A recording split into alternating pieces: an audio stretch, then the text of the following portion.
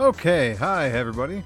This is Kyle with Jack7 Games. Previously the sole programmer, designer, artist, and musician. However, that is not the case for very long.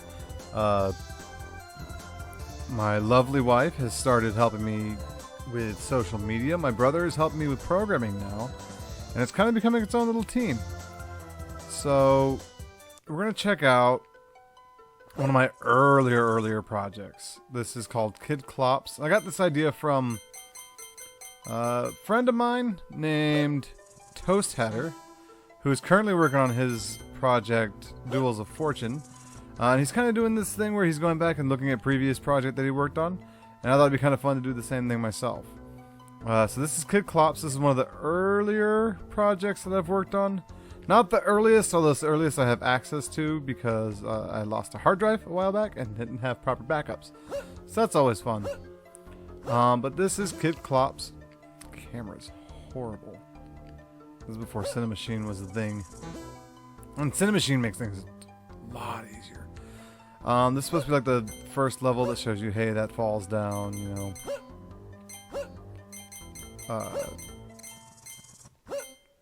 This was meant to teach you, like, you know, oh, hey, you can double jump. And it's a very, very, very basic game.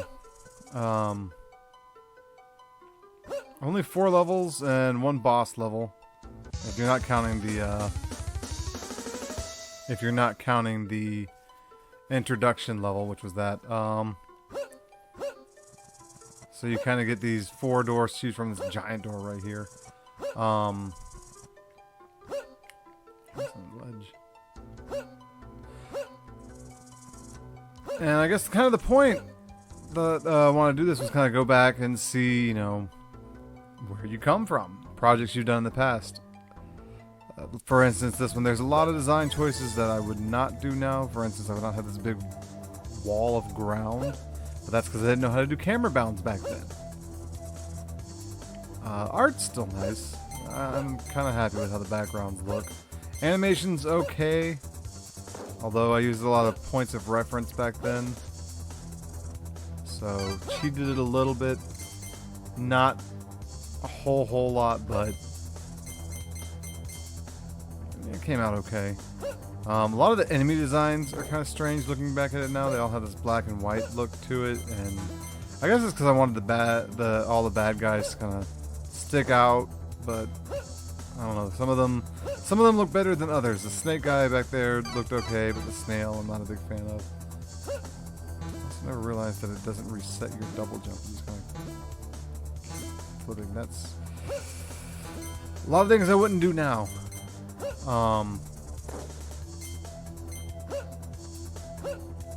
But a couple things I'm pretty proud of. I'm just proud of everything I've done for the most part. Anytime you create something, it's always kind of neat to say you created a thing.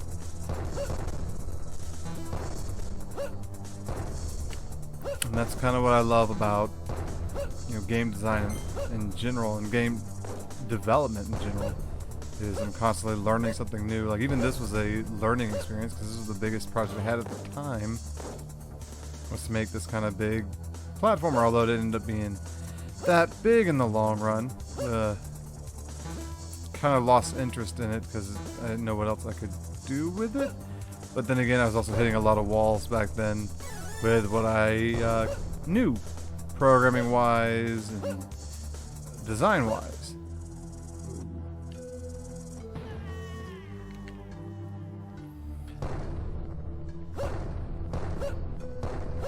I see a lot of things I wouldn't have done now. Like a lot of this is the game itself ends up being a little bit too hard.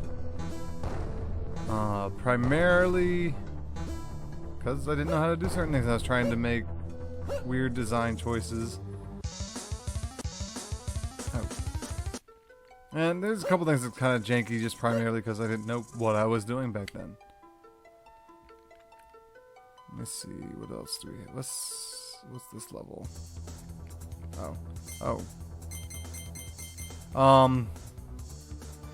Like for instance, I wouldn't have made them just straight blocks to simulate rain.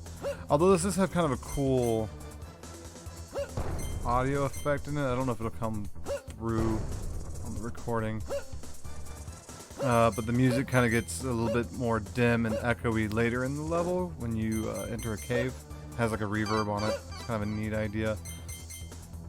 And I might revisit at some point when it comes to sound design in another project. Yeah. Like this was not very well designed. But like, I don't know if you can hear it here, but when you go inside this cave, it gets more reverbs added. Instruments become a little bit more dim as if it wasn't a cave. Thought it was a neat little touch.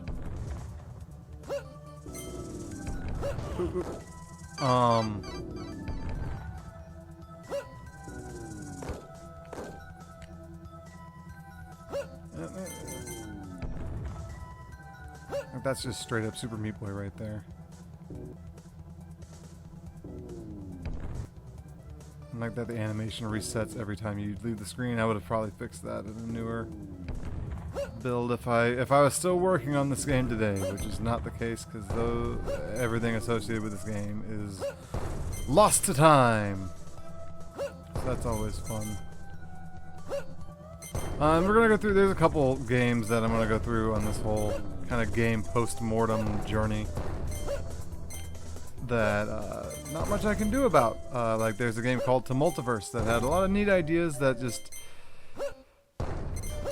never fully were realized, primarily because also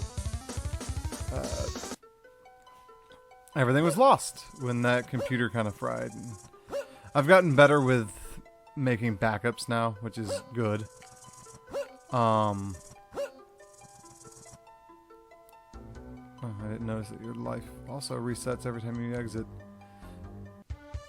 Alright, level 3.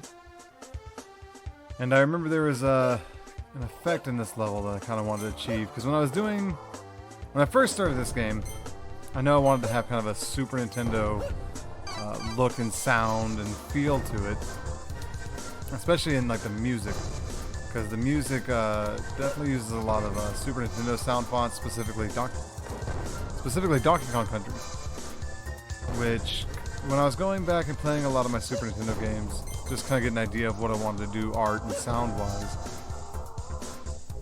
I remember when I was playing Donkey Kong Country 1, they had this cool effect at the end of the first level, where as you reach the end of the level, the sky changes its palette to where it looks more like an evening sky, and then when you go to the next level, it's night.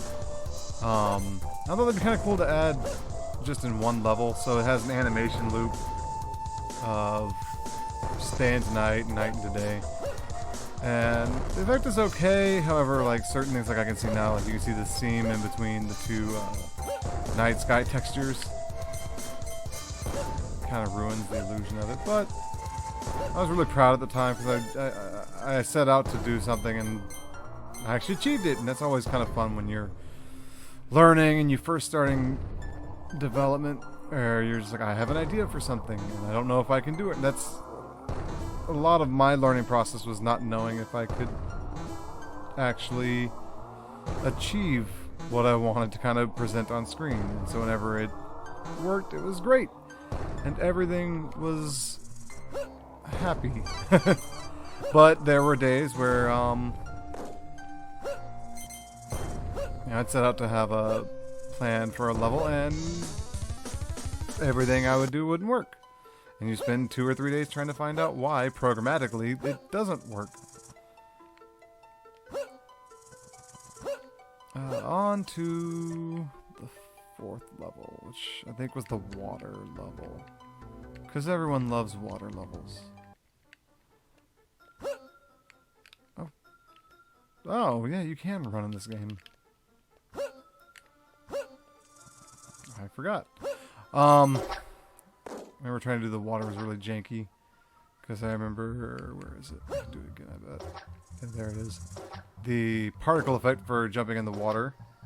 Because I didn't make just one giant, water box collider. Because you have to have different physics underwater. I did a lot of tiling of it, and every time you reach one of the seams, it does that.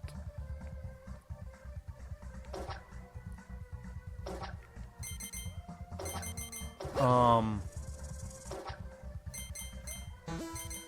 remember I was also trying to get more of a verticality to the camera, but I also wanted it at certain points not to be vertical, so you'll see in a second I had no idea how to do camera movement like that. So it just kind of changes and snaps up. Which I'm glad they added Cinemachine now, because Cinemachine has been making my life a lot easier for the next project. Which you'll find out more about that hopefully soon. We're trying our hand at mobile next. A lot of my design choices I'm not very happy with. Everything's kind of set in the position to where you're going to just instantly get hit almost every time. That'd be something I would do a lot different nowadays. But I was still learning. I'm still learning to this day. And one thing I've kind of always wanted to do with every project is I'm always trying to learn how to do something different. At the time, this was the biggest scale game that I've done, even though it's only 4 levels and a boss level. But I just wanted to set out and make a game. It has a beginning and it has an end. Not a lot in between, but that's how it goes. And then the next game I did after this, which I believe was Shell, which was a lot bigger of a project. I want to try some more stuff with projectiles and different types of levels, which we'll look at Shell after this one. Probably next week sometime. I remember there was a really cool effect where once you reach a certain point, yeah, it scales back because the boss is going to be a lot bigger. It's a very simple boss. It just kind of has a timer where this platform can be accessed, so you can hit the crack on its back, and then it resets. And every time it resets, the intervals in which the spikes fall down get faster, and I think there might be a wall that also comes down on one of the phases.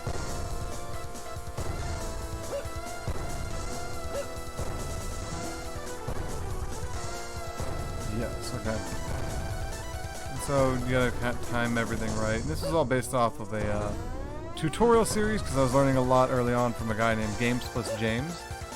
And if you're just starting out with Unity and game development in general, I definitely recommend James. He's really, really good for people who don't know what they're doing all the time. But that's Kid Clops. Very, very short. Shell's going to be a little bit longer. It's probably going to be in different parts when I get to that one. But hopefully you like this series. Once again, shout out to Toast Hatter, because he's the one that came up with this idea. Or at least instilled it in me to kind of do something like this. So stay tuned. We do have more information coming up on our next project. And have a nice day.